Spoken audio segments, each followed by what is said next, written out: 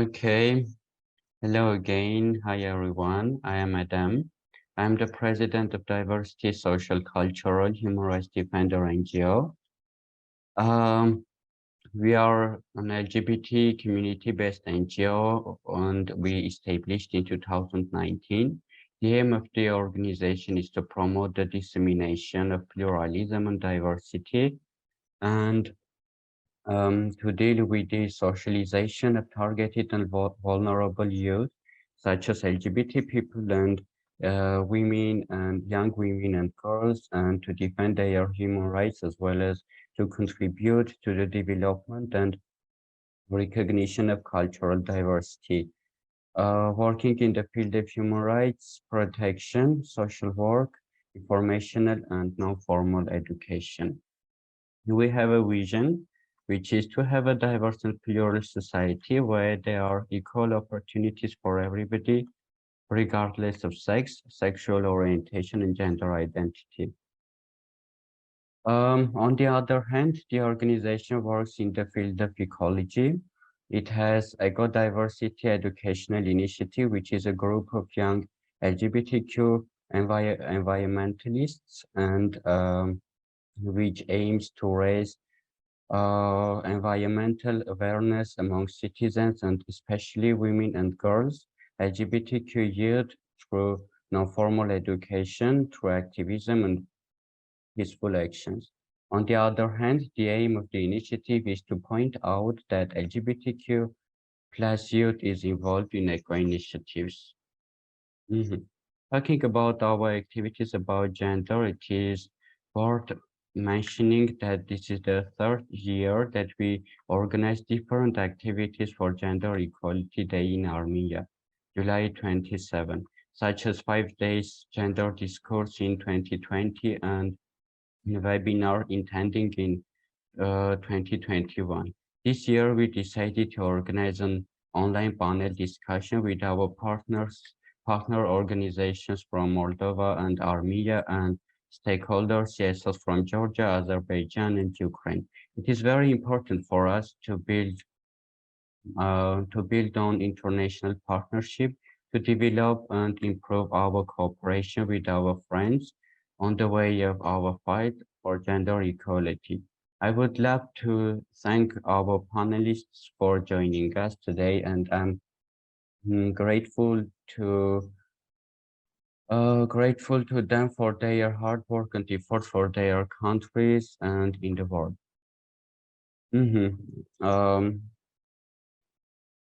I have the pleasure to introduce my colleague, Melanie. She is a gender research specialist and she will be our facilitator today, and also meet our panelists for today. I would be happy to see our videos open because I'm going to introduce our panelists. Our partner from Armenia, Lilith Martirosyan, she's the president of Rightside Human Rights Defender NGO. Thank you, Lilith, for being here. Hili Nazarov from Azerbaijan. Hili Nazarov is a LGBTQI and human rights activist and activist. And Alexander Burzian from Moldova.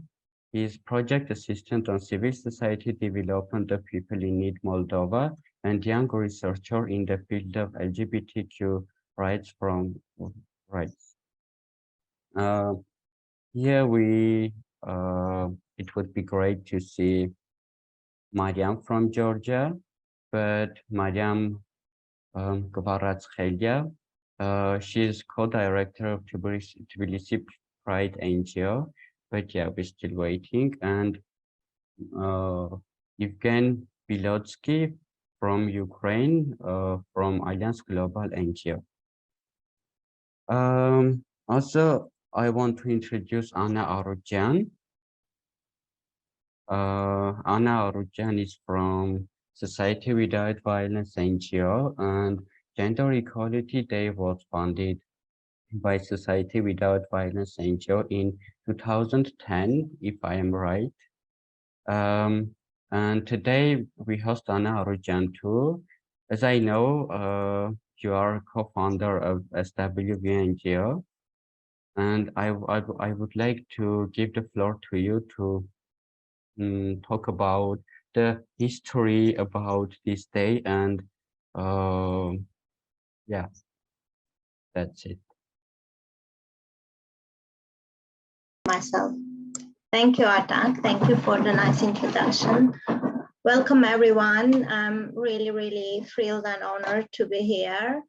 And I'm double thrilled that Artak and DiverCity NGO is continuing this tradition we started by a different NGO, which you would know that it's not really common among NGO partnerships, that one NGO starts certain activity or certain tradition and another one picks up and carries it on, which is really thrilling. I'm really sorry about my appearance today. I don't know how, but I woke up to a big eye being closed and I need to rush to an emergency afterwards to see what happened to me over the night.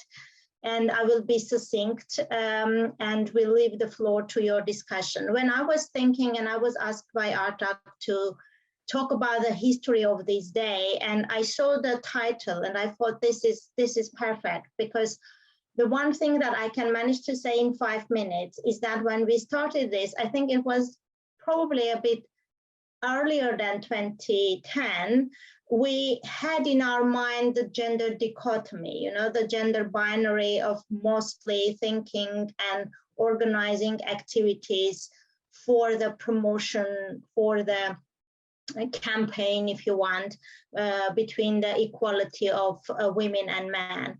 And I'm really happy to see that we are taking this beyond. We are critically analyzing this. We are not kind of taking this into imposed gender binary norms that we are being taught all our life, how to behave, how to look, what to say, and to belong to this or that box.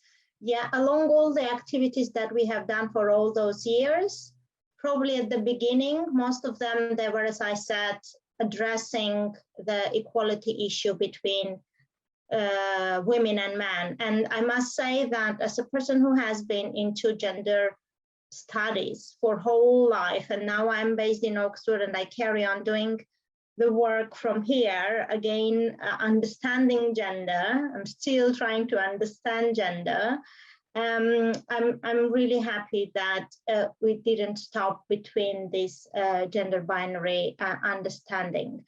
But nevertheless, we should always acknowledge that unfortunately, so far we are living in a very acute gendered world where everything is perceived by the gender you represent. And we also need to acknowledge that if at this moment we wipe out the mark gender from our passports, from our life, it will affect the most vulnerable people. It will affect the most, women, LGBT people, because we should always remember that this world, unfortunately, by now is governed by heterosexual white male, and it will be interpreted the absence of gender mark in their advantage. So having this in mind, we should always dream, aspire that one day future will be gender free, and we will not talk about these gender binary norms that the irony of which that the Western Europe imposed on the rest of the world, the whole gender binary norms in general, and now the same Western Europe is trying to convince the rest of the world that world is not, gender binary. So I put, a timer, because I know myself, I can be carried away and I will not. And I will stop myself here. I would be thrilled to come back as soon as I go and see the doctor. I was really looking forward. I did my best. I took my glasses on, but still you can see that something is going behind it. So I will go and see my doctor. And if I manage to come back and join at the discussion part, I would be happy to do that. And again, I wish you the best productive day. And I'm so, so happy to see so many young and diverse and vibrant faces on the screen. Thank you. Thank you very much, Anna. It's a pleasure for us, and we are glad to have you here. Thank you very much again. I want to give the floor to Melanie to start the facilitating of the online panel. Thank you very much, Adamjan. So as they introduced me, I'm Melanie. I'm the facilitator of the panel. Besides, I'm gender studies expert. I've been studying gender for the recent 4 or more years.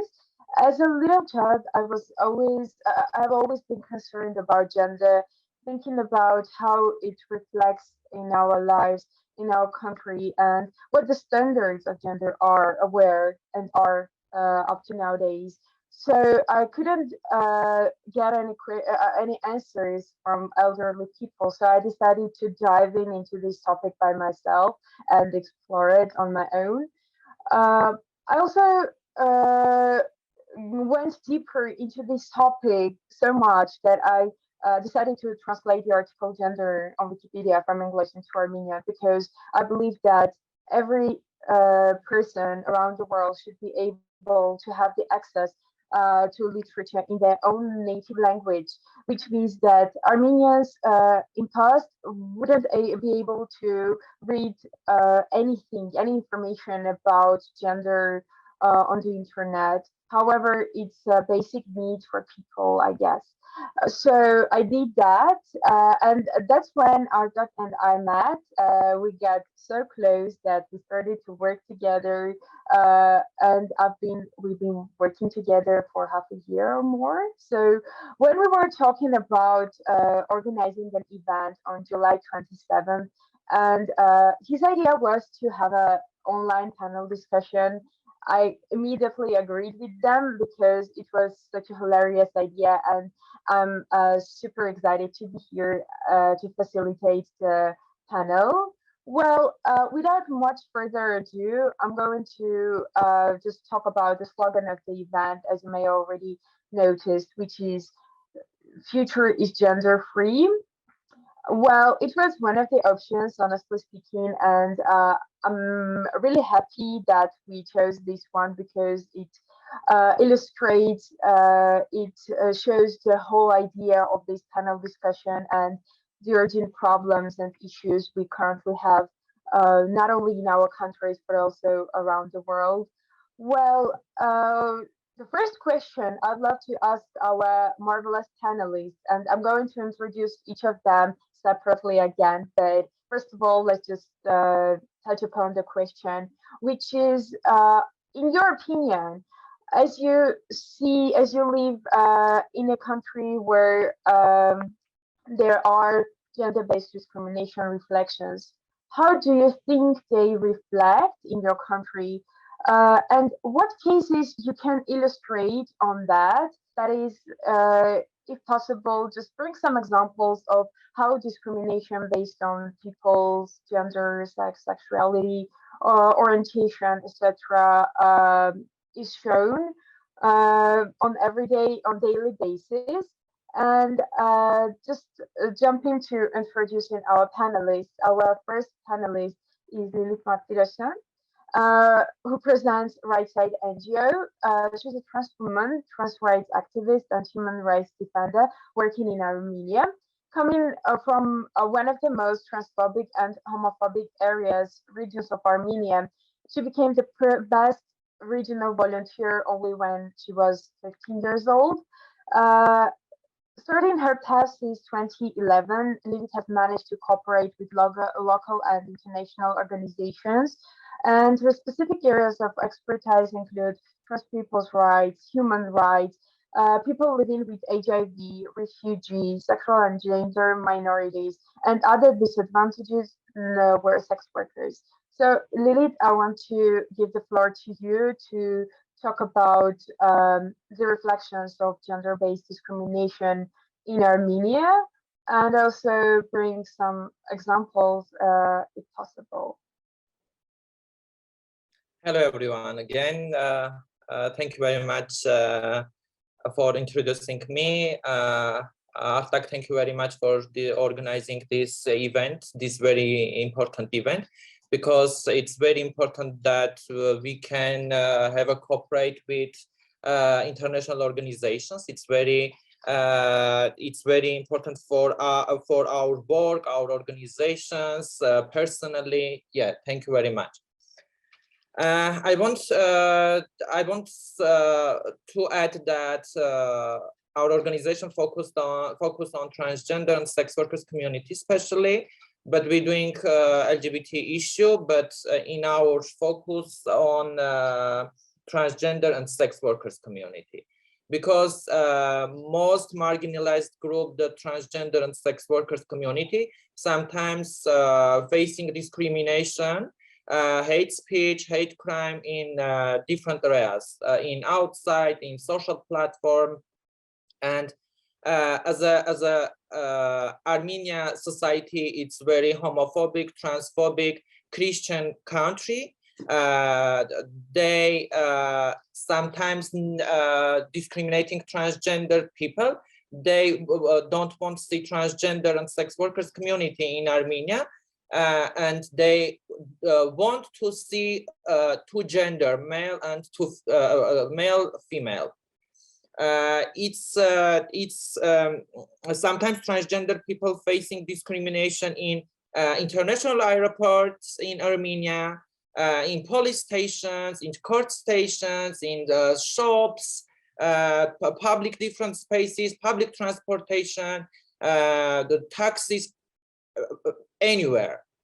And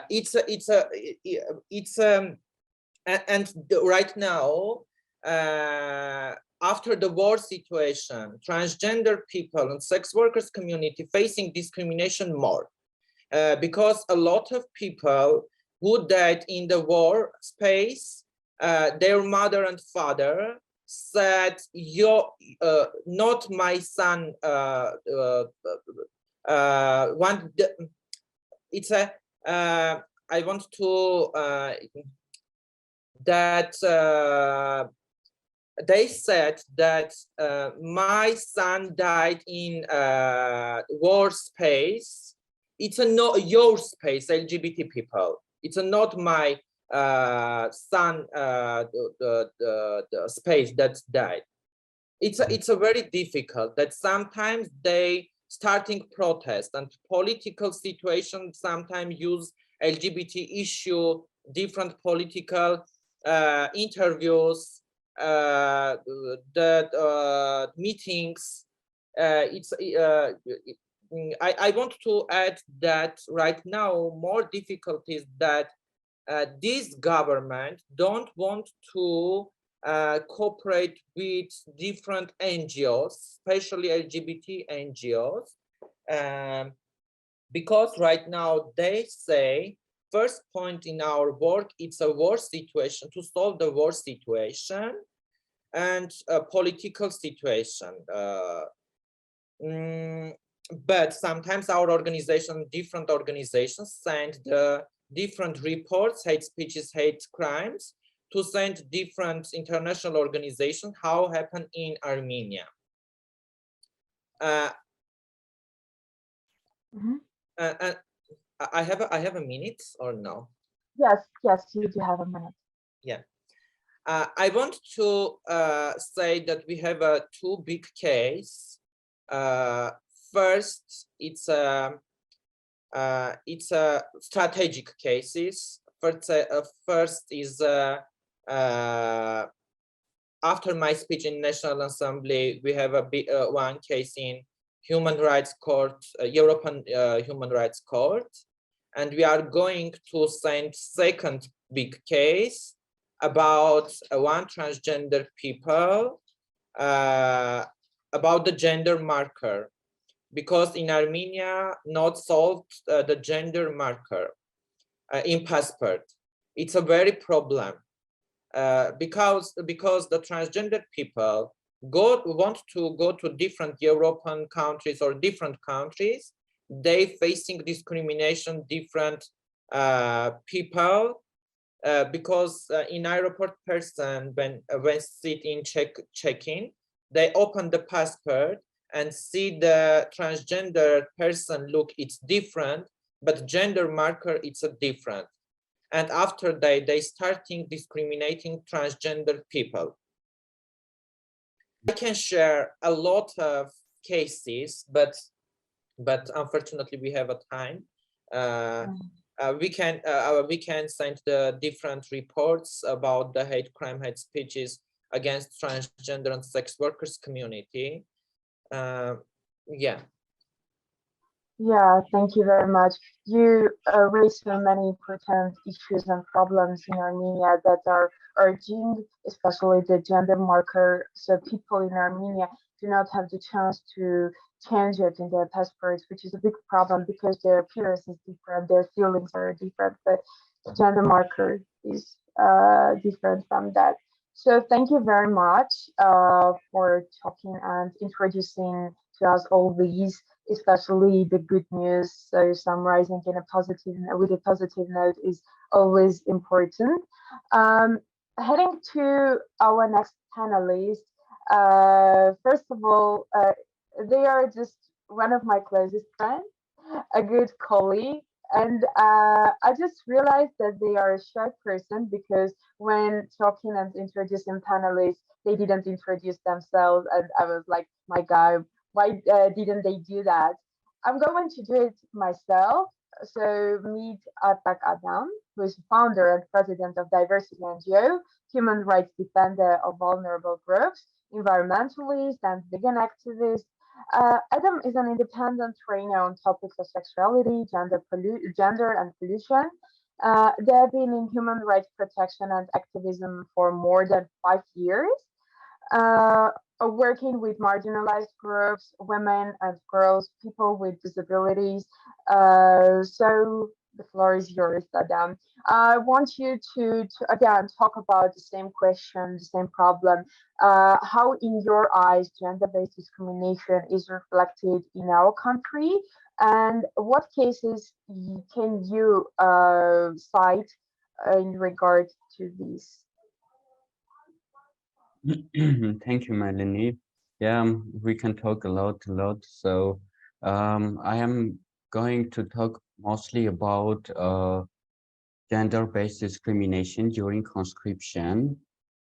So because last year's that is the sphere where I work like much. So yeah. So during our work, then 3 years of our activities, we have repeatedly registered cases of violations and discriminations against LGBTQ plus individuals or groups of any ground, mostly, as I told before, based on their sex, sexual orientation, and gender identity. On the other hand, there were cases of discrimination and violations against both the employees of the organization and the beneficiaries. We have reported such cases in public places such as streets, parks, shops, educational institutions, universities, schools, and many cases of domestic violence, especially based on sex and sexual orientation. The Rights of My Body project implemented by the organization is an instance within the framework of which, referring to the issue of early marriages, have documented several dozen cases of underage marriages. Nevertheless, the DiverCity NGO, examining from the 2018 summer conscription to the 2021 summer conscription, registered cases of human rights violations enshrined in Articles 33, 35, 36, 39 of the Constitution of the Republic of Armenia, which is respectively the right to human dignity, mental and physical immunity, the right to refrain from torture, inhuman treatment, degrading treatment, or the prohibition of punishment. And other rights. During the conscription, LGBTQ+ individuals are often discriminated against based on their sexual orientation and gender identities. The organization pays special attention to LGBTQ+ persons during the conscription. Discrimination against homosexual, bisexual, transgender, queer people, and cases of violation of their rights. As I have already mentioned, we have recorded cases of violations such as violation of the right to privacy, violation of the right to non-discrimination, violation of the right to physical and mental integrity. They are stigmatized, their dignity is violated, and they are tortured. Yeah, the topic is really long. I can continue to talk about discriminations during conscription, but yeah, I would like to stop here, and thank you for this question.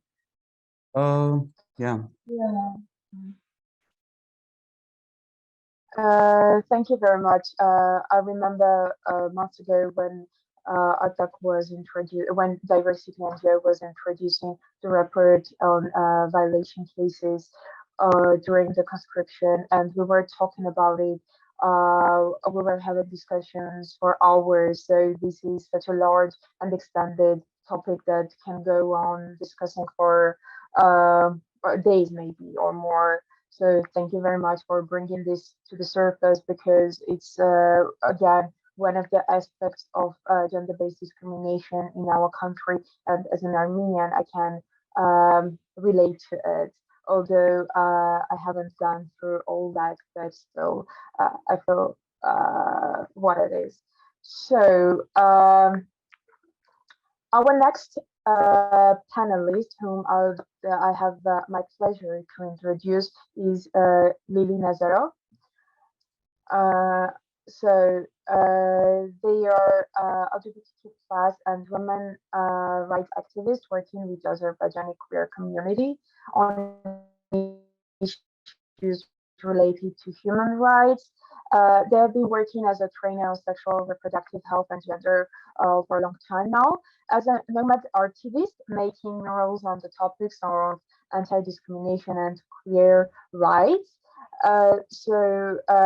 Important and interesting thing here, when I read the word activist, I was like, did we make a mistake or not? So it was a surprise to me to know that activist is someone who is into art. Lily will, I guess, elaborate on this further, right? Artist and activist combined together. So I'd love Lily to talk about this a little bit, and also touch on the question how gender-based discrimination affects on people's life in your country, and what cases can you tell us? Hello everyone, thank you for your invitation. It's my pleasure to be here. So the situation in Azerbaijan is like, basically it's a conservative society, and the gender-based discrimination is showing up everywhere, like in every sector. Especially we can start basically discrimination against females, especially like young girls, like it started from their childhood, and when they raised by their families or the society or the education system is all problematic, because they have a lot of responsibilities, and some girls, even in some village, they cannot have their educational right, so they cannot, they don't have access to go to school, and their families, they don't let them to go to school or even to go out. And I would say this is the first violence towards to these children and these citizens, and the government is not doing the important steps to prevent this discriminations against girls. And in our society, there is unequal power relations, which is as a result in the various forms of male dominance. So there is male citizens that are more dominant in every sector, in work life, in daily life, and in politics, in art, and everywhere. And unfortunately, there is no rights are protected from for queer people or women rights, especially against sexism and discrimination towards to queer people. And Azerbaijani law says only to have homosexual acts is not criminalized. So we have only that right in the law that homosexual acts are not criminalized. Other than that, queer people are facing threats, insulting, and like everywhere, especially from their surroundings. Let's say how they raised up in their families, and they have to run away from their homes, and they have to quit their studies. They have to quit their jobs because they're not allowed in some places. Especially trans people are like no one in none of this sector. They are not hiring any trans women that they could work, but because of that, they are forced to do sex work, which is really dangerous for their lives because there's a lot of crimes against trans people in Azerbaijan, and who introduce them by clients, but they killed some of the trans people from our community. And unfortunately, after the Second Great War, the violation is increased both to like towards women and queer people. And I can tell about some cases that this year in February, our LGBTQI rights activist Abbas Hafizli got killed, and so they cut it off his sex organs and his head. And after one blogger's calls against discrimination to queer people, they wanted to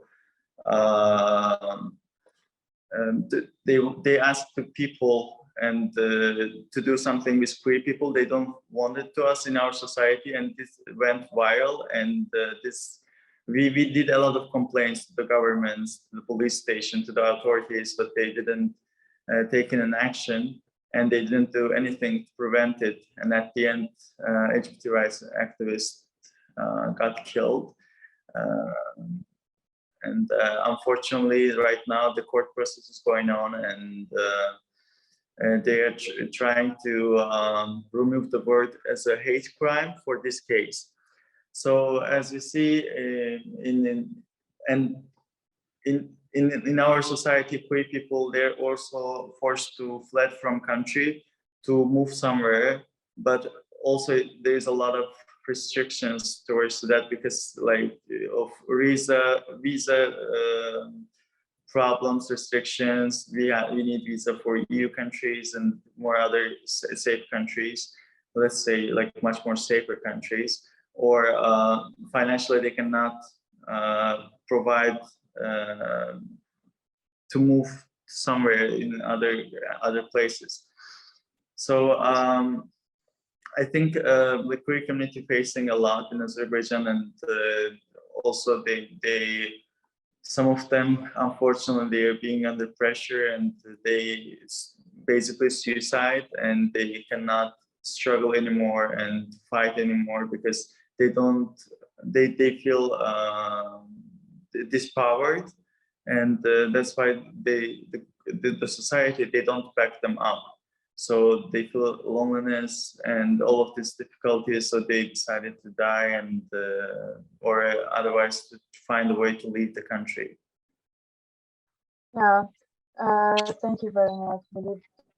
You again talked about the problems that are real. And when you were talking, I had a feeling like you were talking about my country, Armenia, because the problems seemed so familiar. Like I recognized them, and I spotted some similarities when you were talking about the early childhood marriage and the difficulties marginalized groups in your country face. So that's about killing the activists.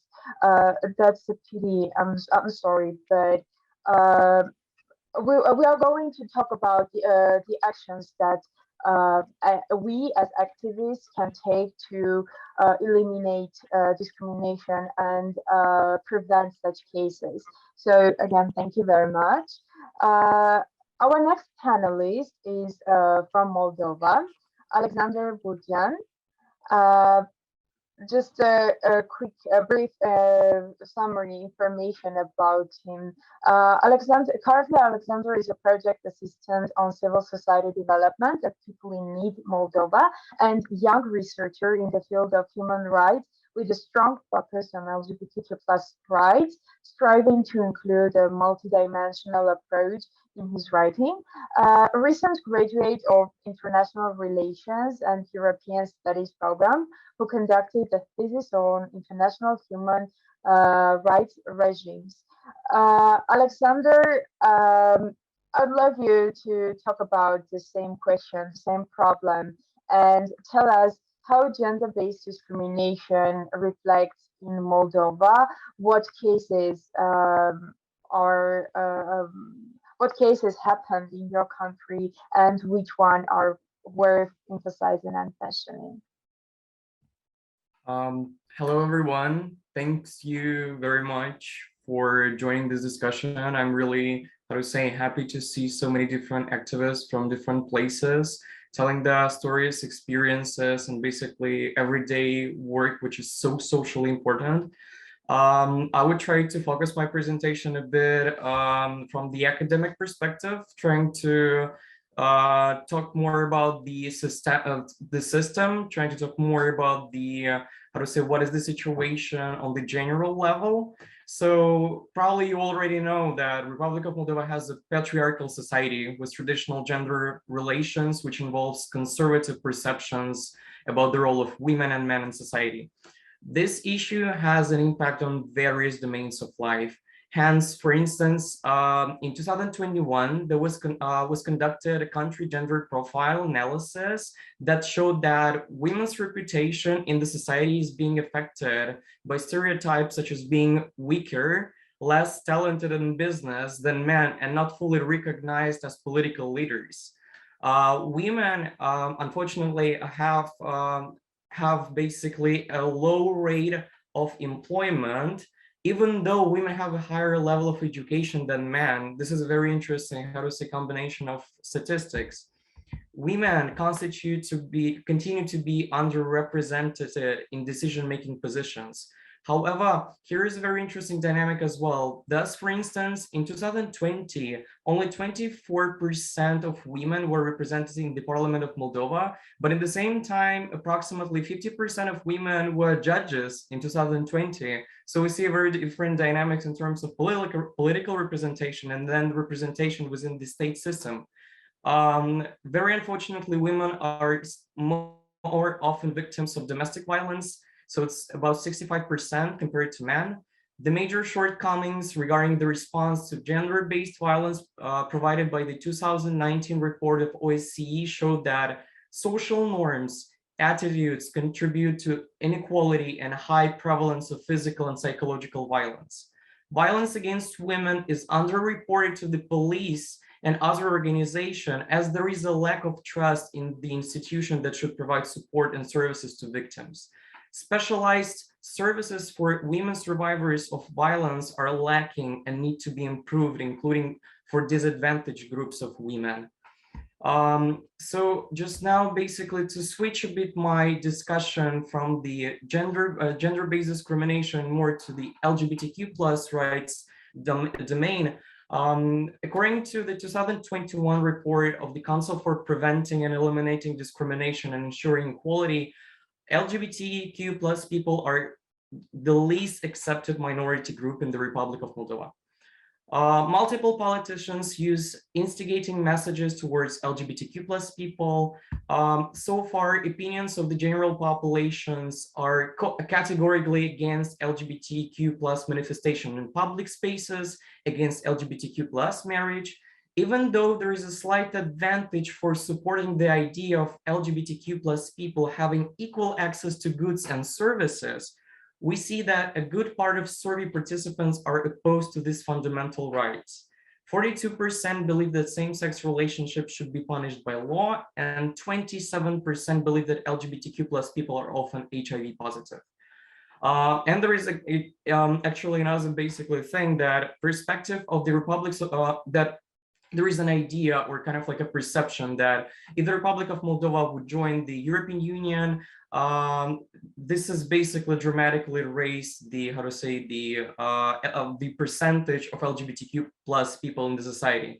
So this is basically, we see the reality within the general population in the Republic of Moldova. And consequently, there are a lot of things that should be improved in the Republic of Moldova.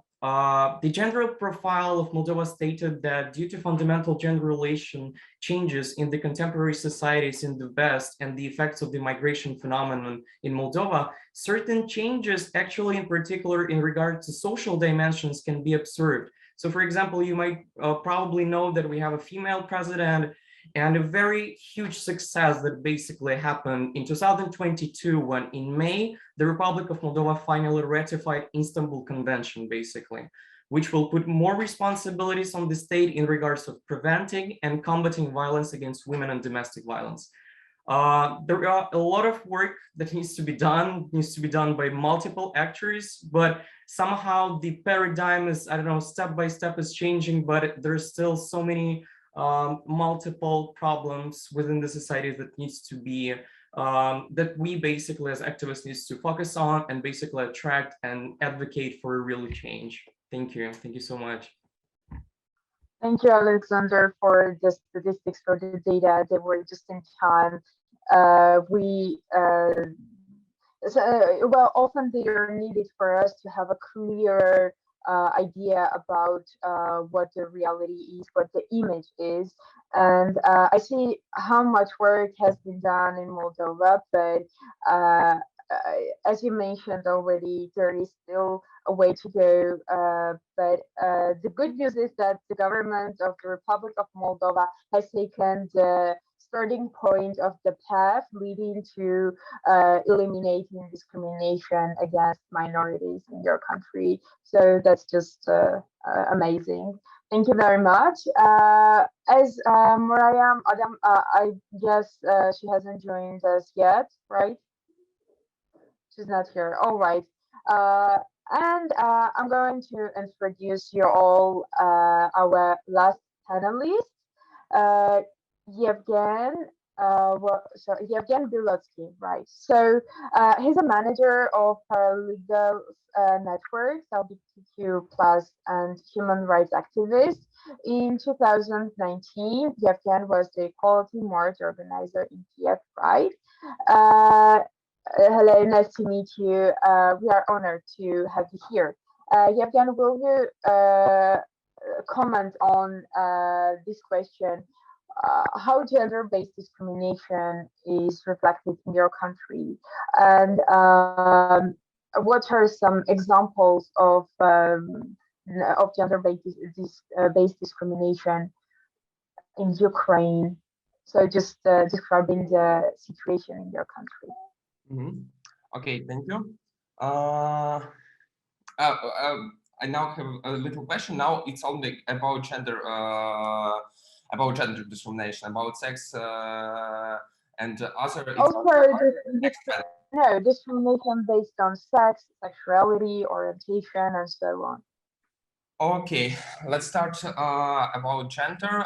And first of all, I want to say now we live in VAR, and it's a little bit another reality, because you live in VAR and all time you think only about VAR and our women. Yeah, so we live, still all Ukrainians live somewhere in winter and don't understand that it's now almost the end of summer. Okay, first of all, gender discrimination in Ukraine, it's not so big problem, because first of all, 30% of Ukrainian army is women. Yeah, it's some problem to get high position in army to women, because army it's like man masculinity organization, let's say like this, and it's hard to give high position as there. But a lot of women also in army, and also a lot of women unfortunately died for Ukraine. Also, another question, it was popular, I think 3 months ago, about gender. It's the question of rapid. It was a lot of cases of rapid Ukrainian girls and women by Russian soldiers. Our ombudsman wrote about this a lot of time. But unfortunately, she hadn't a lot of proofs about this, and she was fired. And now it's another ombudsman, and this theme is like low, and the front like stabilizate, and people understood what's going on now, not like first 2 months when everybody don't understand what's going on and what's happening. Also, it was these cases was a lot in Kyiv Oblast, because little people understood that Russian soldiers come to also to Kyiv and Kyiv Oblast from Belarus. To say I listened to Moldova, and to be honest, it's the same situation also in Ukraine like Moldova, also 20% of women in Ukrainian parliament, and I don't think it's bad, it's very good, because in 1991, when the Ukraine was started our independence, it was like only 2% of women in our parliament, so it's a big plus now, and I think in the future it will be more.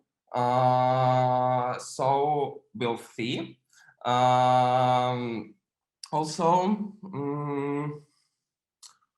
Also, Istanbul Conventions was ratified something like months ago. It also depends on our European Union status, and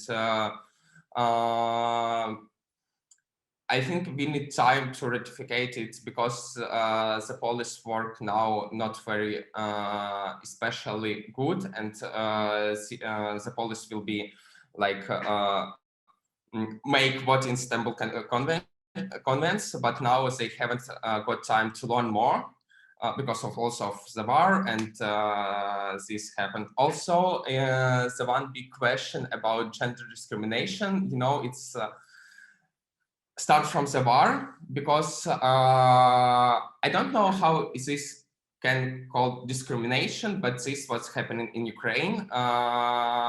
Men are forbidden to leave the country just for some days. So if women can go, like it's Ukrainian women, she live here, but she wanted to go on weekend to some place to like have a rest from the war and all this what happened in Ukraine. Now they can, but men cannot. You must go a lot of permissions, a lot of permissions, and not fact you will be allowed to leave country just only for 3 or 4 days or something like this. Yeah, it's about gender. let's talk about sexual orientation and other discrimination in the next panel, because our paralegals project, we provide help for LGBT, for transgender people, and all discriminated, all groups who have risk to have HIV. And I'll tell about this a little bit later. Well, thank you very much, Yevgen. And as I noticed from the last part of your talk, the opposite situation is happening in Ukraine. That is, mostly we talk about discrimination against women, but it seems to me that it's discrimination against men, which is again not okay. But I see again a lot of work has been done in your country, which is worth celebrating, of course. Thank you very much for sharing all that with us, and we are going to talk about the actions and mechanisms during the second part of our panel. So again, let's start from the first panelist, Lily. My second question to you is the following one. How do you think countries around the world should cooperate to lessen discrimination against minorities based on their gender, sex, or sexuality, and so on? What are your thoughts on this? Thank you for the question, dear Melanie.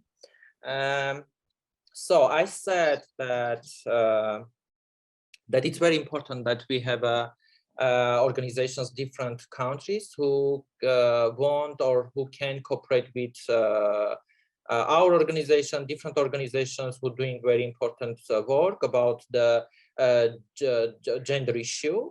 Because many times I said that if our organization who doing human rights issue in Armenia, if international organizations, donors not support our organizations, maybe one day all organizations will close, because it's very important that our cooperation with different organizations who are doing its very important work to have a cooperating. For example, right now we work to different international organizations, Ukraine, Russia, Georgia, and other countries. We had the project, regional project about this issue. It's our best practices. And I want to add that right now many international organizations and donors don't want to continue cooperate with Russian Russian organizations. It's a very terrible issue that European, USA, different founders and organizations don't want to give money for our communities, organizations who work especially in Russia, because you know that between the Russia and Ukraine war, but sometimes I said that it's not about the funders, not about the organizations. In our community alone now in Russia, we must have a cooperate and involved different Russian organizations. I want to say that at that point, it's very important. I had a meeting with different international organizations founders.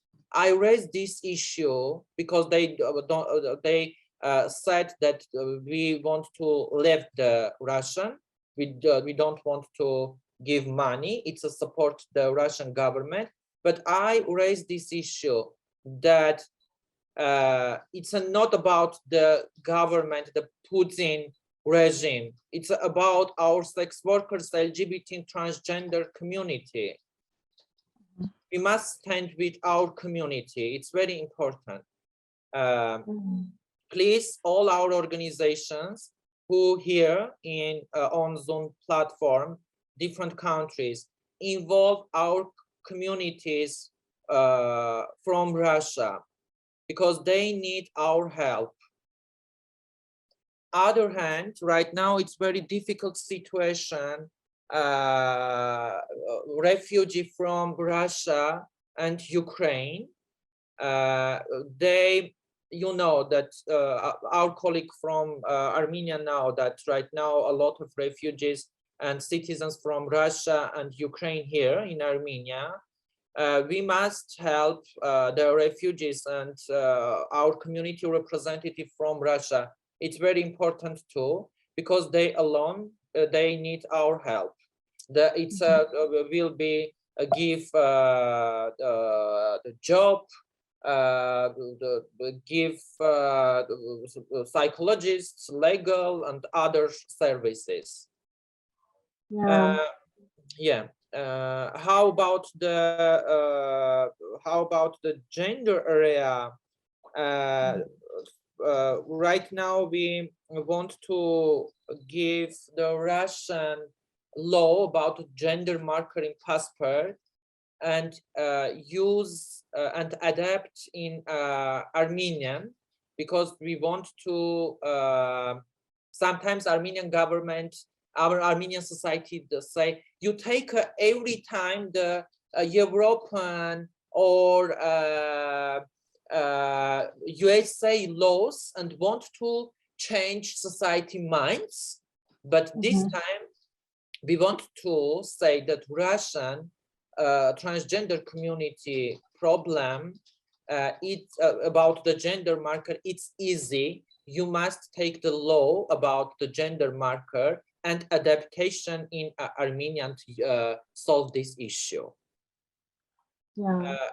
We want to have many cooperating with different international organizations. It's I want to say that it's very important for our work. Thank you. Thank you very much. Yes, and I see a comment on chat. I agree. No matter what the politicians are doing, people are in need. So those ones who consider themselves as interested parties should act. Otherwise, these people stay without support and alone under Putin's regime. And yeah, as an activist, I also share your points of view. So thank you very much for elaborating on that. Our next panelist is Adam. I'd love to ask you the same question. How do you think countries should work together to achieve elimination of discrimination? Thank you, Melanie. I'm going to be short because, yeah, I can talk a lot. Yes, but, we have time limitation, actually.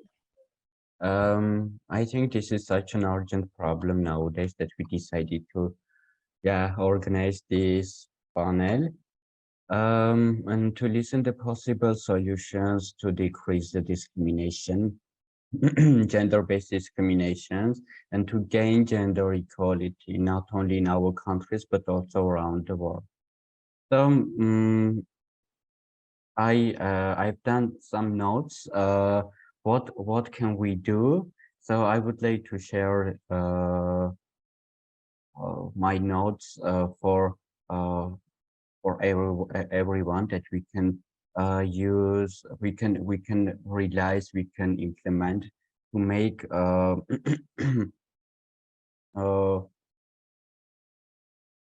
make us reach the gender equality. So I think we can think and we can create opportunities for our communities to educate and be more aware about gender and sexuality. This is really important because having awareness and be educated is are the most it's like the half part of the work to create gender equality work. For me, it is really important to listen to others' experiences and life stories. For example, what we are doing now.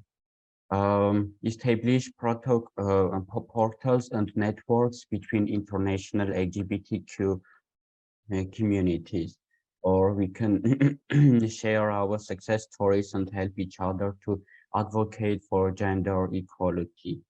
It is really important for us. It is really important in our region and all the world to respond quickly the cases of discrimination in our neighbor countries and around the world and publish their stories as well. We can implement international projects as much as possible and seek to involve LGBT people, women, girls, I don't know. And finally, create new possibilities for the international youth, the international new LGBTQ plus generation to be part of the fight for their rights and for their gender equality. Yeah, for me, gender equality is the free expression of different genders and the understanding that each person has their unique identity. Thank you. Thank you, Adam. When you the last part resonated with me quite a lot when you said each person has a unique identity. I was just thinking about the numbers and passports which are unique for each citizen, and yeah, we all are unique. Without consuming your time, I'm going to give the floor to our next panelist, Lily. What are your thoughts about global cooperation and work?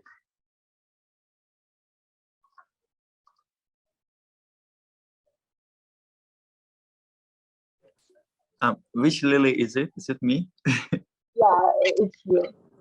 Okay. We would love to hear your thoughts on global international cooperation and working together to achieve gender equality one day. Yeah, in my opinion, cooperation is really important, and for come over and step over all these social issues together, because togetherness can change anything, like to build the communities and to work with them on their diverse issues. And also, I think we should work specifically in regions, let's say Caucasus or Balkans or EU or like these countries, because the mentality it's more or less is kind of same in those areas. So we understand each other and we know what process we went through and what the process we are facing by the powers. And I think each other's experience might help to each other. So we should share each other's experience and keep in contact all the time. And then we can search for solutions, because to build the community, it's such a hard work in each countries, I would say, because people are diverse, they have a different mindset, and it's totally different process for all of us. And also the governments, because like in Azerbaijan, we have a freedom of assembly and freedom of speech, but in reality, we don't. Like if we want to gather and if we want to highlight, if we want to speak out about social issues publicly, the police is always preventing it and brutally arresting people and this kind of stuff. So I think first of all, what I would expect from like, let's say Caucasian countries or former Soviet countries, that whenever in some cases happening in one of these countries, we should help to raise awareness about these issues and to highlight the problem, because international reaction is really important. Then, like, to discuss this problem only within the country and to work with it. I think we should have international pressure from different countries if they are cooperating between each other. And I think that might help a lot. And yeah, I think also we should promote by doing with art, because this steps, I think it's important to show it in an artistic way, because artistic way is the way that people already have. Like all of us, we have that way, and we can see, we can feel, we can touch, we can hear, and it's good signals for all of us. So I think we should cooperate in an artistic way as well, and do all these projects together, and fight against all these discriminations. And yeah, and this is how I see it. Thank you very much. That was just a wonderful idea. I was just thinking about, we may not speak the same language, but we are all the same humans. And what is universal for us is definitely art. So presenting gender equality and maybe violations as well for art is a hilarious idea. Thank you for that. Alexander, what would you tell us about the international cooperation, in your opinion, how countries should work together? And also, I'd love to add another question, additional question to you. How do you think the Republic of Moldova can share the, well, I would call it key to success? What did you do to achieve this situation in your current country right now? Thank you so much, Melanie. I mean, this question is quite a complex one. So I don't know, for me to answer it in 3-4 minutes, it's quite troubling, but let me try to do it.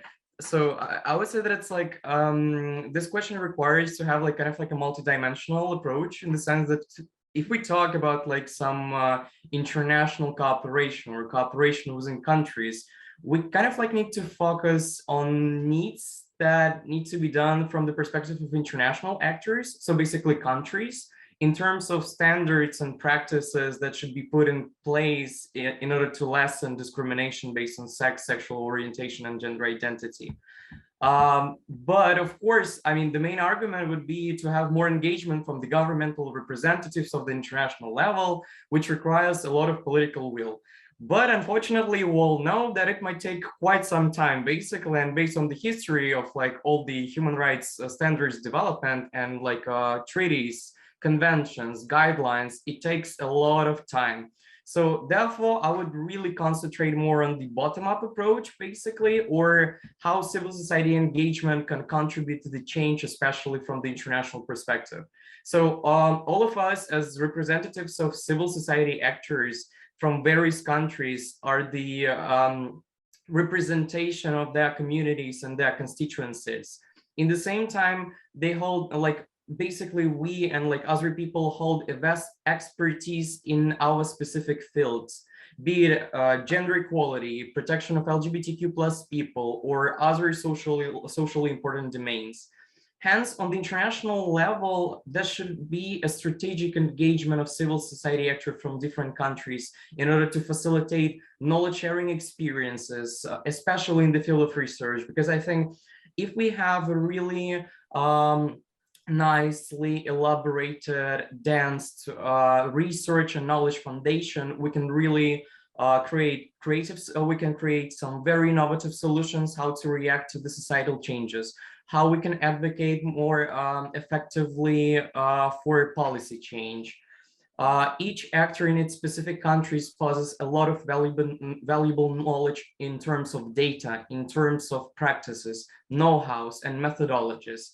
Here, the crucial part of international engagement comes that actors from different countries can create platforms of research to understand better the dynamics in different countries. So even though, for example, we live in totally different countries in terms of history, in terms of political community right now, legal, I don't know, language, everything is different, but in the same time, we have this same social issue, which we can basically discuss and compare and to create some like very interesting solutions, how we can adjust and readjust some approaches in different countries, and basically to come up like with very nice ideas and to try to test various things, I don't know, Moldova and Armenia or in some other countries, and see if it works or if it doesn't work. In regards to your question with Moldova, I would say it's like it's a bit, I mean, of course, it's having a government which really orients towards the EU integration helps a lot, because basically you have a lot of policies. The government tries to put a lot of policies in place in order to have the same system, the same vision, the same values of the European Union. But in the same time, we need to have as well like the societal change, and societal change is very much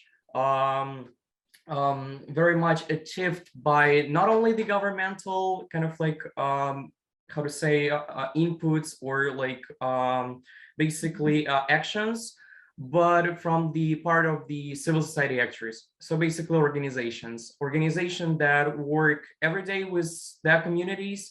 They try to make a huge advocacy campaigns, and they're very active. They're very local. So that's the, how to say, I think it's like the basis of the change, which can really happen. Because, for example, even though for European government, yeah, we still lack some legislation in terms of equality. Still, the change is not that rapid. But I mean, somehow with the help of civil society actors, advocacy efforts, somehow policy change comes, how it was basically with the ratification of the Istanbul Convention. So a lot of work is needed to be done, but yeah, somehow it's getting to the right direction, hopefully without like some backlashes or yeah, problematic situations. Yeah, thank you. I'm sorry for taking the time. Thank you. Your talk was so nice. We were listening to it. Well, I personally lost the sense of time. Thank you for that. And yeah, a lot of work still to do. We are going to get back to that because we still have questions, and one of them touches upon this. And last panelist, Yevgen, what do you think? I think the same question I asked Alexander would go to you as well. I'd love to know how international cooperation can help us to eliminate discrimination. And as a citizen of Ukraine, where gender-based discrimination and other types of discrimination is not on that serious level, and in other countries like Armenia or Azerbaijan, what actions did the government take that you are on this level currently? You're muted. Yeah. Okay. First of all, I want to add something about SOGI discrimination in Ukraine, and then I will answer also to your question. First of all, I want to mention Pride in Ukraine. So Pride movement started less than 10 years ago in Ukraine, and now it's the very big. Last year it was the very big activity. And the last year was 3 years ago was the first year when the participants quantity of participants were more than quantity of police which protect march, and it's for example, yeah, in 2019 participants were 10,000 and police were 2,500. So in 4 times more or less, and in 2021 the quality of participants were a little bit less because of also because of COVID. This year Pride, it's we can't manage Pride because of war, and like publicity activity is forbidden in Ukraine, and we haven't got now unfortunately ways to protect our rights, like go to protest or something like this. And this is also a problem because police start to work worse and worse, and now it's unfortunately a problem in Ukraine. Yeah, also 1 month ago, the petition to president to legalize same-sex marriage was it had 2005 votes, so president must say something about this, and we hope that he will say something about this, but also we'll see. And this is a very big progress, and now also in Ukraine we talk a lot about LGBT people in Ukrainian forces in Ukrainian army, and it's a lot of LGBT people actually in the Ukrainian army, and we say that they unfortunately haven't got rights, so they go to they ready to die for Ukraine, but they still haven't got equality rights as the heterosexual. Also to talk about last year, we fixed about 60 violation of rights about to LGBT people, and half of them it was like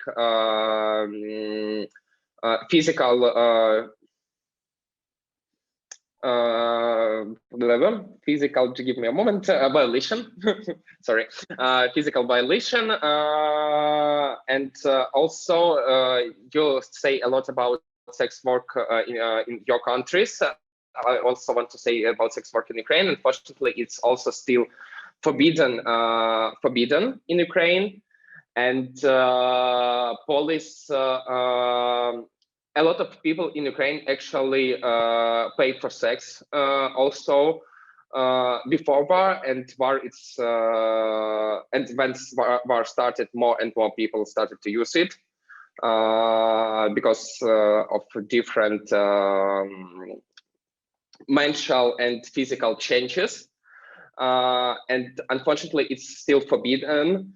And police pay money from government budget to watch video on OnlyFans on the OnlyFans model, and then they arrest them. And it's like very strange thing. In one day, like OnlyFans model gave $100,000 to Ukrainian army, and in this day also like police arrested OnlyFans model because it's OnlyFans model, and you are like, what? Sorry. It's about sex work. Also to talk about trans people. 3 months ago and 4 months ago, the biggest problem was that also trans people can't leave the country because some of them not changes document. Law in Ukrainian law in question of transgender people is very good. In 2016, it was a lot of reforms about that. So transgender people must not go to special committees to approve the they're transgender. They easily way now. So it's Ukrainian law in this question is very progressive. And also about to say about some cases with LGBT now. So they still bidens. We had some 1 month ago. We had some cases with physical violation near a gay club in Ukraine.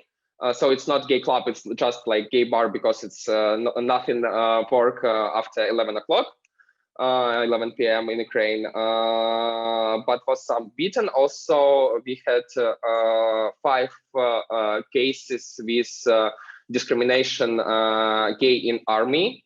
So it's different levels of the discrimination. For some of them, it was like beaten, and some of them was a lot of mental violation. So some of them wanted to go suicide and leave the army, and some of this, unfortunately. So next question about cooperation between countries. Cooperation. And I'm sorry, I would love to.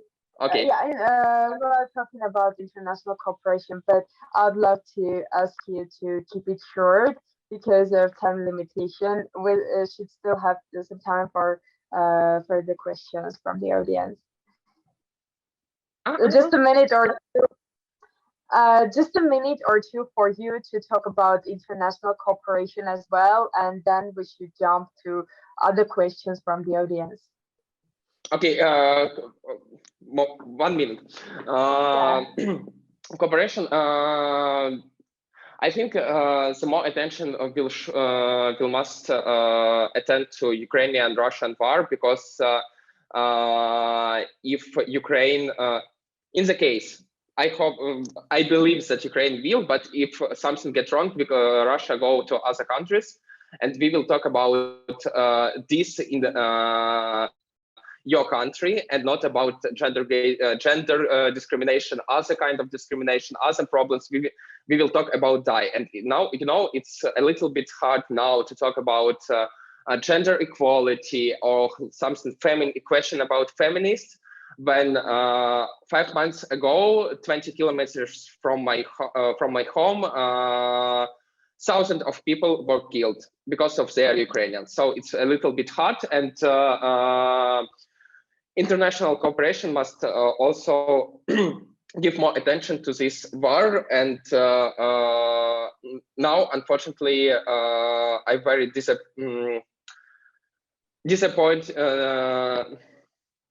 disappointed. Yeah, I disappointed in UN and UN mission and all this international organization, because we want to give them scale of level of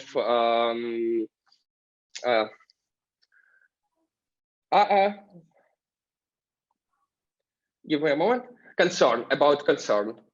We are very concerned. How much do you concerned now? This level or this level, or maybe this level? So yeah.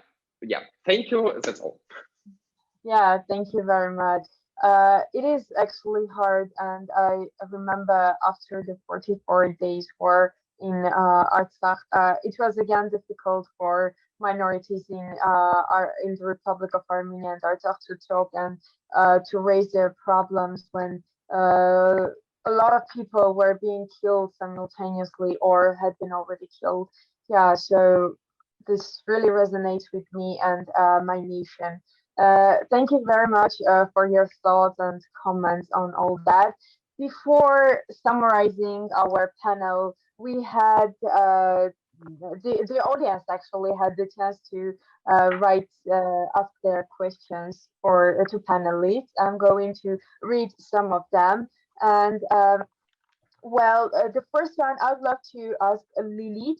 Atak, if you want, you can comment on it as well. And Lily from Azerbaijan, because the question is about this territory.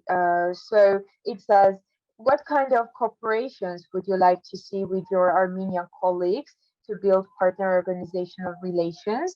And the same question should be asked to the Armenian party as well. So starting from Lily, what do you think about this? Of what cooperation can be conducted and held between Armenia and Azerbaijan regarding regarding the elimination of discrimination? Mm-hmm. I think it's really important for us, like Armenian and Azerbaijani queers, to cooperate and to work together. I know that there is already some cooperations for peace building, or it took place, let's say in Georgia. It's our common meeting place where we can meet and work together. So I would like to, right now, I am not working in organization, or I'm not representing a specific organization right now, because I moved to a different lifestyle. And but I would like to work in projects for raising awareness about all this discriminations and violence in these both countries, and how we can face together. And also, I think we should talk about conflict as well, and how does it affect to queer people and queer communities, this topic, this conflict system. And as a queer person, as a queer community, are we against this conflict, and we want to keep that conflict, or we want to destroy this mentality of conflicts and enemy ideology, enemy idea, and we should be open to work with each other. I think because before the war, before the first Karabakh war, Azerbaijan and Armenia wasn't in conflict, and they were working together. They were traveling to each other's countries and all this stuff. And I think we should make it happen again. And I have a hope that queer community they're capable to do it, because we are rebellious, no? We are all the time against the system, and we want to destroy the whole patriarchic system, and as well as we should destroy these conflicts and military system. And I think it's possible to do it together. And I know that we will face a lot of things like within this process, but I think it's necessary to do it also, because it's all about love, no? Like being in a queer community and fighting for your rights is all about love. So how we can still keep this conflict between us, and I think we should show some love to the world together. Mm-hmm. Only peace and love. And finally, I see hearts coming as reactions from panelists. Thank you. Yeah, only peace and love. That's all, because we're all humans, to break the chains. I'd love to hear from Armenian panelists, Lily. What do you think? Is it possible to for Armenia and Azerbaijan, for queer people and activists, to cooperate, and if yes, how can they do so? Thank you. I think yes, we can have a cooperate with Azerbaijan, and right now peace time for Armenia to have a cooperate with our government, want to change and want to create peace to Azerbaijan. Of course, we face the war between Azerbaijan and Armenia, Nagorno-Karabakh, Artsakh, but it's not mean that it's a political, it's a politician. It's not about our communities. Our community wants to create new life, new peace life, new love life, because as a community members, we are very democratic. We want to peace. We want to have a cooperate. Other hand, right side, applied new project. We will share about it after 3-4 months. That we want to include this region, Azerbaijan, Georgia, Russia, and different countries, Turkey, about the project about the cooperating, about the peace. We want to, I want to share more about the project that Armenian transgender LGBT activists will go to the Istanbul, and Istanbul LGBT community will come Armenia to see different regions, the Vanadzor, Gyumri, and other, and include the Azerbaijan people. And we will have a big conference in Istanbul who will attend different representatives from different countries. Especially, we will take 3 people, LGBT people, especially in Azerbaijan, because it's very important for us to create a new life for LGBTIQ people. Yeah, thank you very much. And in my personal opinion, again, it's important to build peace in the Caucasian area where problems seem to be inevitable. Adam, you want to elaborate on this? Please go ahead. Yes. I wanted to say that the big countries always create problems for small countries such as Russia for Armenia and Azerbaijan. And yeah, also I wanted to say that our communities, I mean Armenian and Azerbaijani communities, has the same problems. Mostly they are the problems are really similar. So I think we can understand each other better than, for example, Armenian and Moldovan community, because we are living in the same region, and yeah, we are that's by my opinion. But on the other hand, talking about gender-based discrimination, we must understand that always politicians and politics are not going to think about targeted and vulnerable people. It's the politics is going to use every kind of situation, opportunities to make everything good for them, but not good for us. So I think we have to cooperate with us. We have to create dialogues, I don't know, to make opportunities for us to cooperate with us, with each other. Also, I think we can, yes, we can advocate for our governments to be ready to have cooperation with neighbors, because I don't think we can't like we can accept. We cannot accept your behavior, right? Yeah, just wanted to say that we cannot accept the conflict we have in our conflict we have in our region. So we do not need to tolerate that conflict that we have, because it's really effect on us. Yeah, thank you. Thank you very much, Adam. And the author of the question, Arek, just wrote in the chat saying, thanking you, Adam, and saying that's what he expected to listen. Thank you, Arek, for the question as well.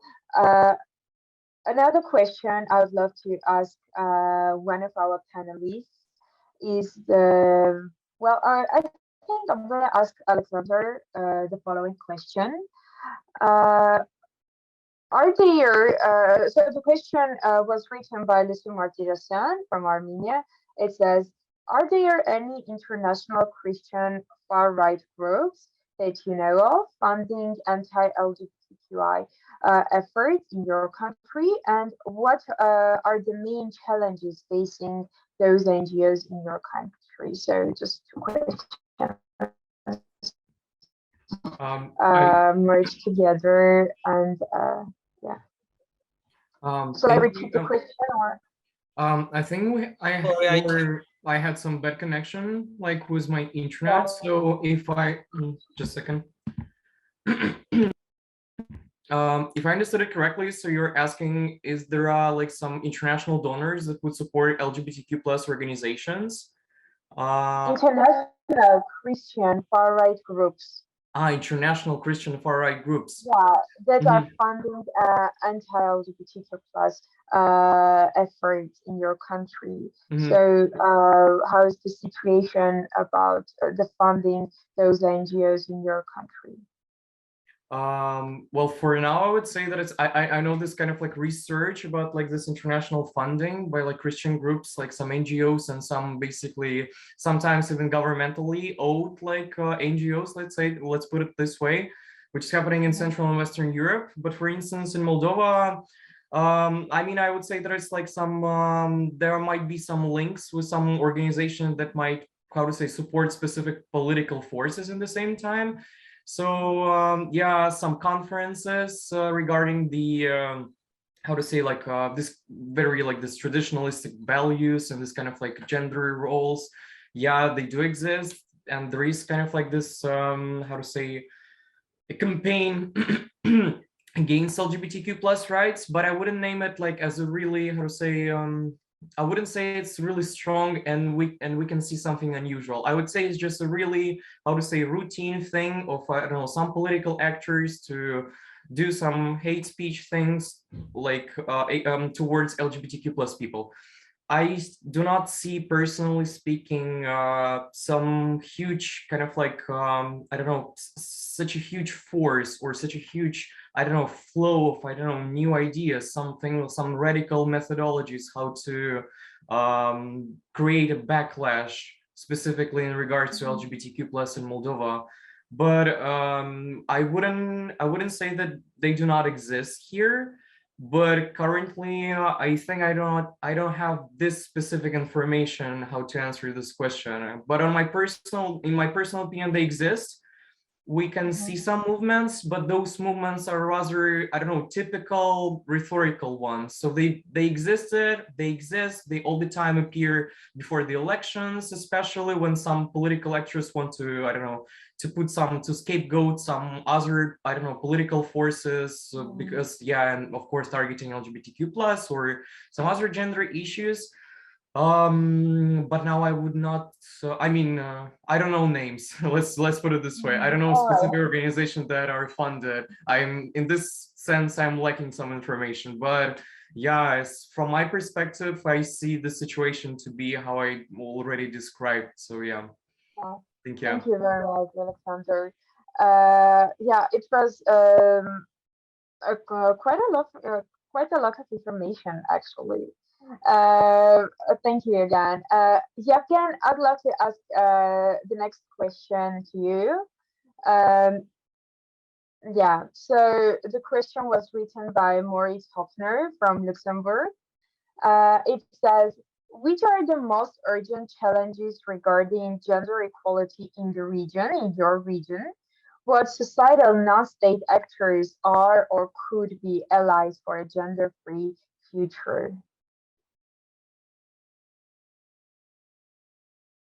So just can you repeat the question in another way?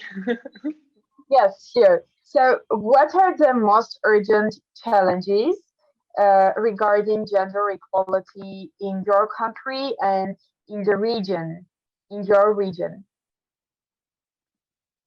Just maybe name one or two of them.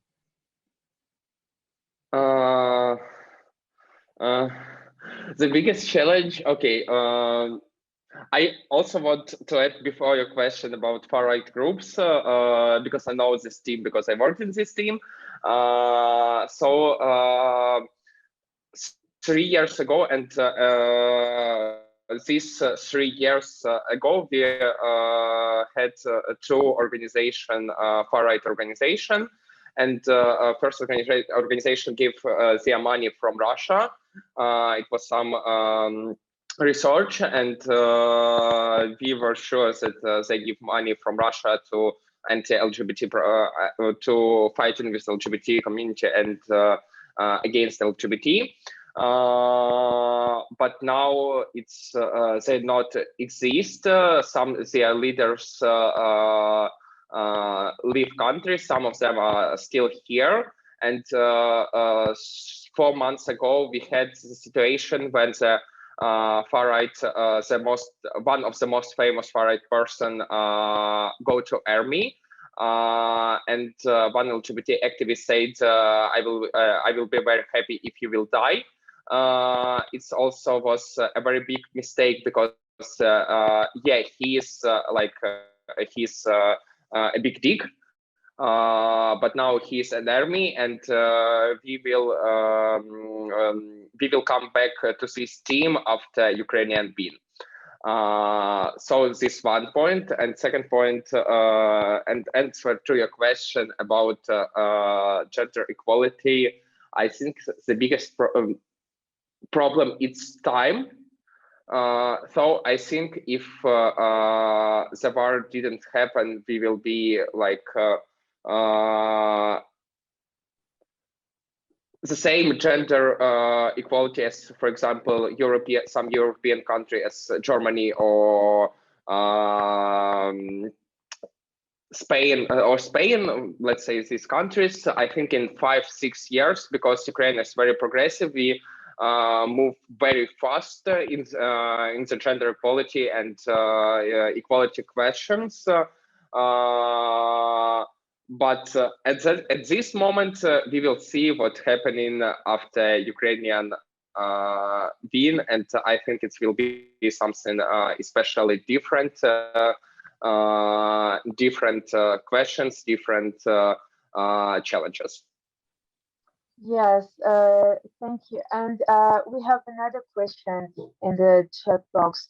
Lucy asks you, who's this far-right actor you mentioned who joined the army?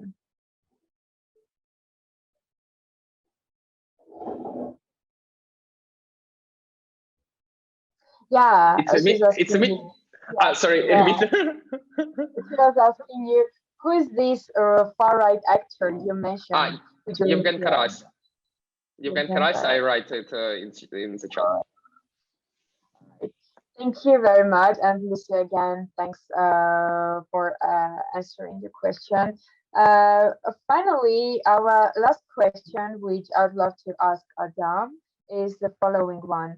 What are some practical ways to reduce discrimination? Maybe you can mention just one or two ways to do so. And what causes discrimination in the first place? What's the root of it?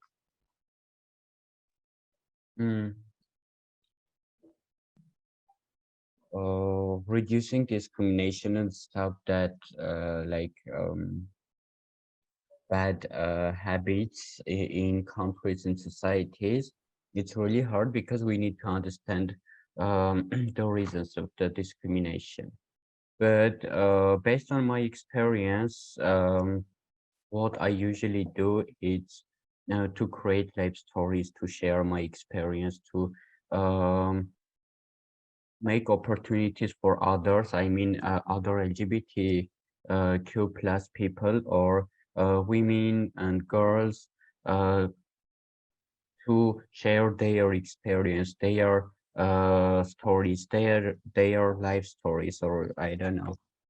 From the other hand, it is really important for us to believe what we do, because if we really want to stop discrimination, we have to believe us, because that's really that's really important.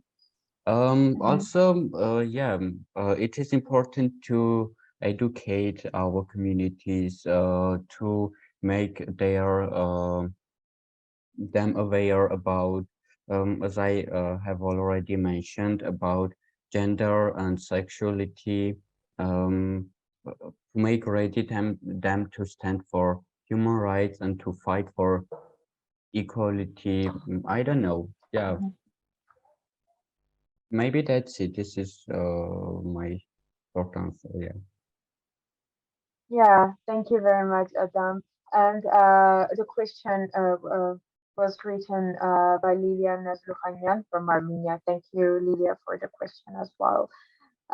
So before saying goodbye, before saying all those thank yous, I'd love all of us to summarize the panel, our discussion in just a minute. So each of you will be given only a minute. Please use it carefully to answer my third question. Actually, the first question is more to guide you to summarize your thoughts and introduce them in 60 seconds. It is, well, all in all, we had all this discussion about problems, issues, actions, and what's important, what's not, what we should do or should not. But after all, do you think and do you believe that future has no gender? Is future gender-free or not? Will we have gender-based discrimination or any type of discrimination in your future? So as you have already noticed, the slogan of panel is future is gender-free. Do you truly believe this or not? We are going to start from the same order, starting from Lilith. So what are your thoughts on this? Thank you for the question. All the world must understand that we don't have a two gender, male or female. We have different genders. It must be understood. All society. 3 days ago, I wrote about the Trump speech about that. He said that USA must understand that we have a two gender, male or female, no any gender. But I know that USA, a very democratic country, they never can accept that only have two genders. Other hand, our organization and different organizations must to work in Armenia to solve this issue, that in Armenia have a people who feel that their gender is different. They feel is different, they not same, because our society now want to see two genders, male or female. I believe that in the future, in Armenia and different countries, will have different genders, and we must help each other, regional, international organizations, to solve this issue. And I want to say that thank you very much for this very important meeting, and I will say ask Artak to send all of us the contacts, for example, our partners from Moldova, Azerbaijan, and different countries, because in the future, when we want to start different projects, we want to involve different people, different organizations for regional cooperation. Thank you very much and have a nice day. See you soon. Thank you very much for your inspirational talks and this wonderful summarizing. Adam, what do you think? And after all, do you agree with the statement? It sounds somehow ridiculous to ask you, but I'm going to ask you anyway. Is after all future gender free?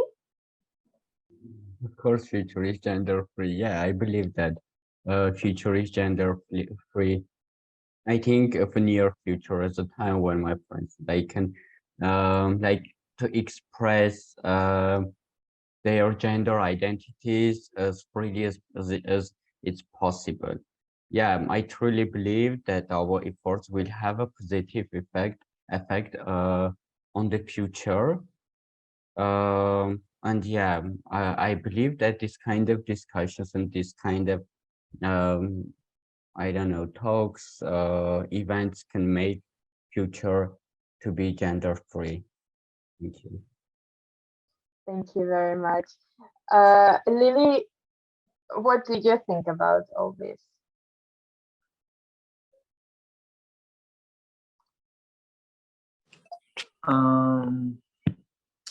Yeah, so I think in the future, like it can seem like gender free, but as the gender is as an identity, I think there will be always people who wanted to identify themselves as different genders, and but I guess in the future we will not have gender-based discrimination, because like before, let's say there were discriminations about redheads, I don't know, blonde people, black people, and this kind of stuff. And so it's an identity. It's still an identity. Like you're calling someone like, I don't know, blonde hair, redhead, whatever. But it won't be any, it won't used in a discriminative way. And I think that's the important part, that we are coming out and showing off our parts, like our identities, and accepting it. It's really helped to others to see us and to get used to it and to accept it easily. So I think we are on the right way. Like we're doing kind of good, but still not enough. And there is like a lot of work, as we see just in few countries, regional countries, we see there is a lot of work to do. And I think if we can work together, if we can fight together, of course, we will manage to be released and relieved from all of these stereotypes, taboos, discriminations. So I think gender will be an identity still in the future, but it won't be like, let's say, in this way, that it's related to hatred, aggression, and violence, and all this stuff, because they can't just accept one another. Yeah. So. Yes, thank you very much. Just wonderful thoughts you put in your talk. Thank you. Alexander, what do you think about our future, about the future of the world? Will it be gender free or not?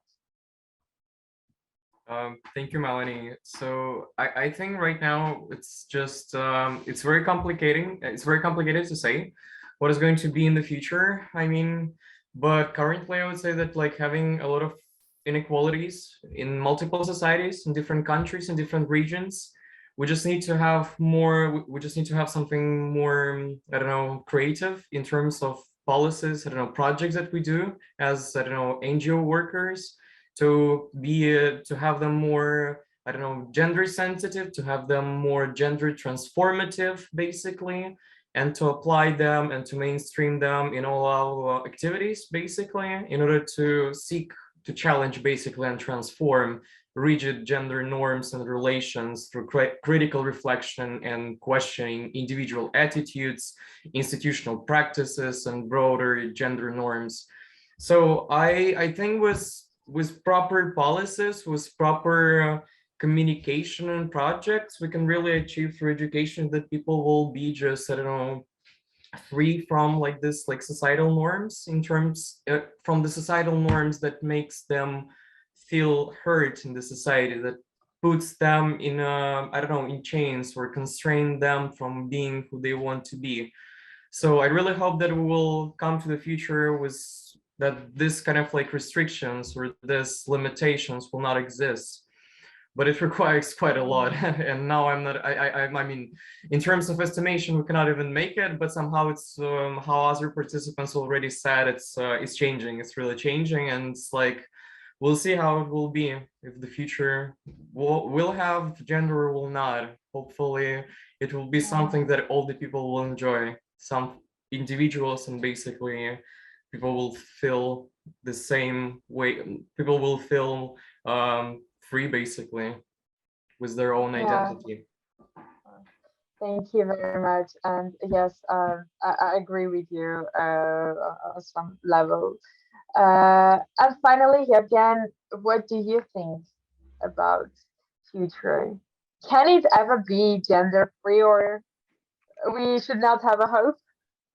I hope for this, and I hope that future is gender equality. But how the practice so to us, we don't know what will happen in the future. And in case everywhere will be in peace, or just like something of peace, and will be not war in center of Europe, maybe it will be.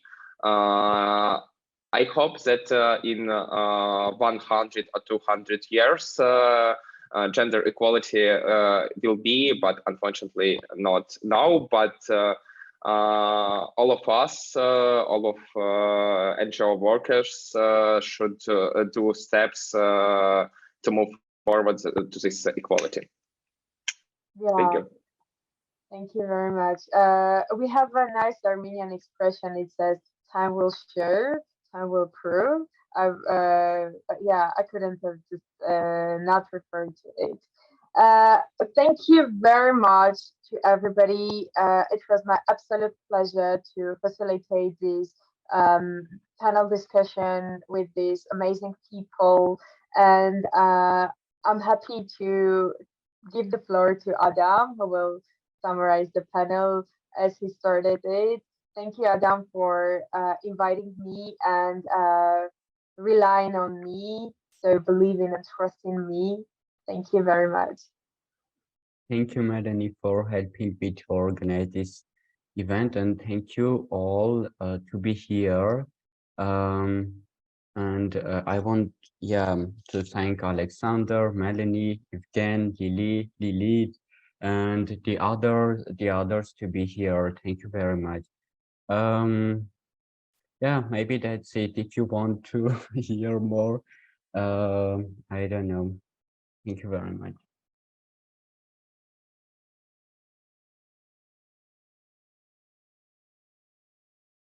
I'm gonna stop the recording, and